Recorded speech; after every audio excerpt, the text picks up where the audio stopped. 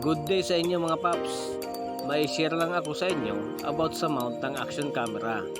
Pero bago yan, please support and subscribe at i-click mo na rin ang notification bell para lagi kang updated sa bagong upload na video sa channel na ito.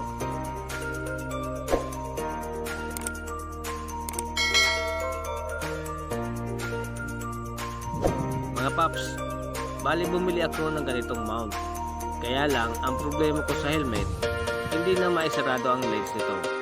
Kaya ang ginawa ko, pinutol ko na lang ang magkabilang gilid na kabitan ng strap at pati na rin sa baba.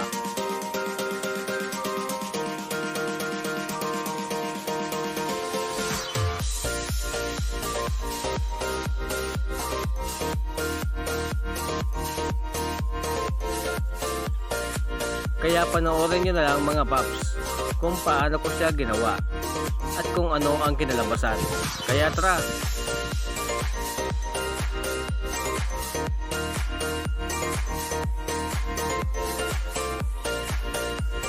Kailangan lang natin mga paps ay gumamit ng cable tie at double adhesive tape para hindi siya gumalaw at mag-slide sa pinagkabitan nito.